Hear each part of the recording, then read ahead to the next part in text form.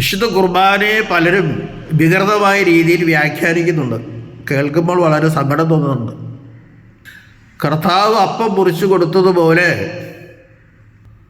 നിങ്ങളും ഞാനും പരസ്പരം മുറിച്ചു കൊടുക്കണം എന്നാണ് പലരും പ്രസംഗിക്കുന്നത്.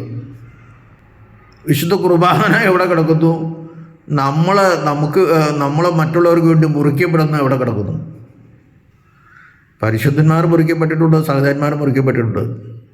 പക്ഷെ അവരൊന്നും പറഞ്ഞിട്ടില്ല കർത്താവ് വിശുദ്ധ കുർബാന മുറിച്ചതുപോലെ ഞാൻ മുറിക്കപ്പെടുന്നുവെന്ന്. വിശുദ്ധ കുർബാനയെ ഒന്നിനും താരതമ്യപ്പെടുത്താൻ പറ്റില്ല. അത് പരിശുദ്ധമായ ഒരു ബലിയാണ്.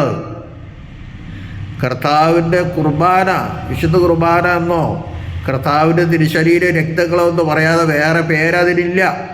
വേറെ എന്ത് കൊടുത്താലും അതിന് പൂർണ്ണത കിട്ടില്ല.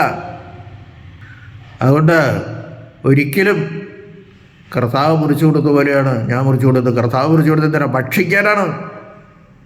നമ്മൾ മുറിച്ചു കൊടുക്കുന്ന മറ്റുള്ളവർക്ക് ഭക്ഷണത്തിനാണോ? ഒരിക്കലുമല്ല. ഒരു കാരണവശാലും ഒരു സൃഷ്ടവസ്തുവിനും വിശുദ്ധ കുർബാനയെ ഉപമിക്കുവാൻ അല്ലെങ്കിൽ ഉപമിക്കപ്പെടുവാൻ സാധ്യമല്ല.